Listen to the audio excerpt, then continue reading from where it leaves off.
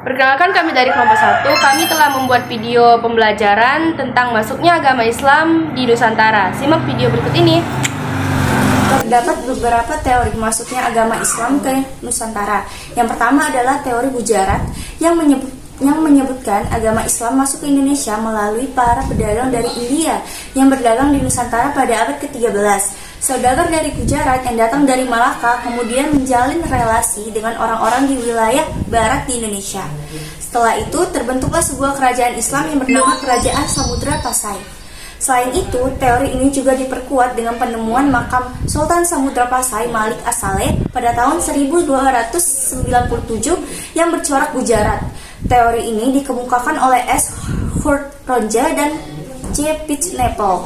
Yang kedua adalah teori Arab yang menyebutkan Islam masuk ke Indonesia langsung dari Arab atau Mekah pada masa kekhalifahan.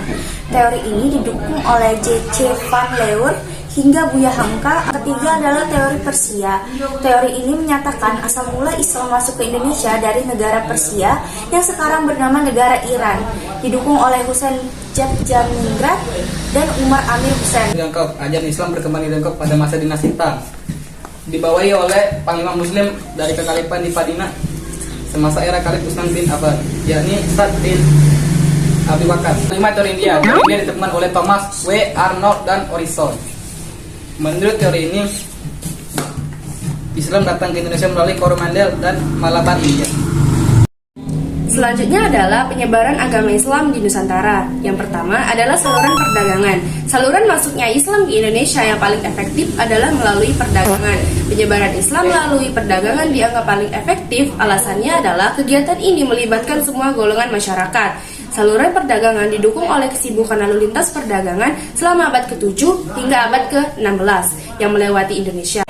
Yang kedua adalah saluran perkawinan. Para pedagang muslim yang datang ke negeri lain termasuk Indonesia biasanya tidak membawa istri. Karena itu mereka biasa cenderung membentuk keluarga di tempat yang mereka datangi. Tidak sedikit pedagang muslim Arab, Persia, dan India yang kemudian menikah dengan orang-orang pribumi Indonesia. Yang ketiga adalah saluran tasawuf. Tasawuf mengajarkan umat Islam agar selalu membersihkan jiwa dan mendekatkan diri kepada Allah. Para ahli tasawuf atau sufi mengajarkan latihan spiritual yang sebagian konsepnya telah dikenal oleh masyarakat Indonesia. Yang keempat, saluran pendidikan. Saluran pendidikan menjelaskan kaum wali, ulama, ustadz, syekh, guru agama, tokoh masyarakat, hingga para pemimpin muslim memiliki peran besar dalam persebaran Islam di Nusantara. Mereka menyebarkan Islam dengan mendirikan pondok-pondok pesantren sebagai tempat untuk memperdalam ajaran Islam. Yang kelima, saluran kesenian. Saluran kesenian menjelaskan seni dan budaya juga bisa menjadi saluran islamisasi yang efektif. Ajaran Islam dipadukan dengan berbagai jenis seni yang sudah ada sebelumnya, seperti seni musik, seni tari, seni pahat, seni bangunan, seni ukir, seni pertunjukan, seni sastra, dan lain sebagainya. Di bidang seni pertunjukan, misalnya pertunjukan wayang, disisipi dengan cerita-cerita atau tokoh-tokoh dalam ajaran Islam. Yang keenam, saluran politik. Saluran politik menjelaskan pengaruh raja dalam persebaran Islam di Nusantara sangat besar. Jika seorang raja sudah memeluk agama Islam, maka warga istana dan rakyat di wilayah kerajaan itu akan berbondong-bondong turut masuk Islam. Salah satu contohnya adalah Kesultanan Demak. Terdapat akulturasi budaya Islam dengan budaya Indonesia. Yang pertama, seni bangunan. Contoh yang paling terlihat dalam seni bangunan adalah masjid dan makam. Yang kedua, seni ukir.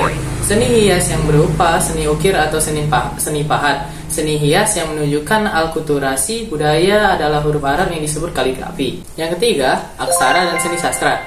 Bentuk akulturasi seni sastra budaya Islam dengan budaya pra-Islam antara lain hikayat, babat, syair, dan yang keempat, kalender. Bukti akulturasi budaya Islam di sistem penanggulangan kalender yang paling nyata adalah sistem kalender yang diciptakan oleh Sultan Agung.